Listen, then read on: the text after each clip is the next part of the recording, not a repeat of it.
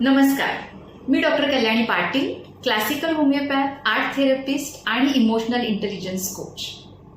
मंडळी, यावर्षी उन्हाळ्यात तापमान खूप जास्त वाढलं आहे आणि त्याचा सगळ्यांनाच थोड्याफार प्रमाणात त्रास होतो आहे.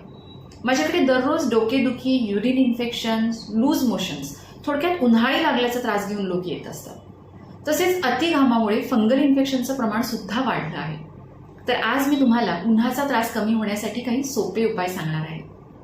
सगळ्यात महत्त्वाचं म्हणजे भरपूर पाणी प्या. आणि जर तुम्हाला पाणी प्यायला आवडत नसेल तर तुम्ही पाण्यामध्ये सब्जा टाकून पाणी पिऊ शकता, किंवा मग लिंबू सरबत, कोकम सरबत, आवळा सरबत, शहाळ्याचं पाणी, ताक याद्वारे सुद्धा तुम्ही तुमच्या शरीरामध्ये पाण्याचं प्रमाण वाढवू शकता. याबरोबरच पाण्यामध्ये काळ्या मनुका घालून ते पाणी पिणं, किंवा दही, फळभाज्या यांचा वापर आहारामध्ये करणं, यामुळे सुद्धा तुमच्या शरीरातल्या पाण्याचा बॅलन्स टिकून राहतो.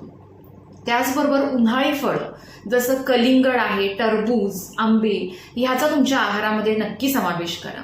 त्याचबरोबर सुती कपडे, शक्यतो फिक्या रंगाचे आणि सैलसर असे कपडे वापरा. सुती असतील तर अगदी उत्तम.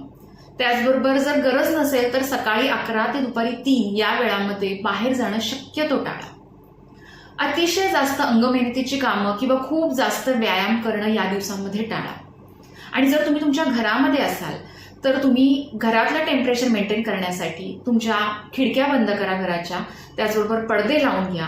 आणि जी इलेक्ट्रिक उपकरणं ज्याच्या ही जी तापतात, किंवा लाईट्स वगैरे ज्यामुळे घरातलं टेम्परेचर वाढतं, अशा गोष्टी करणं टाळा.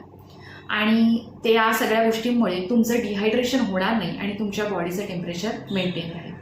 धन्यवाद.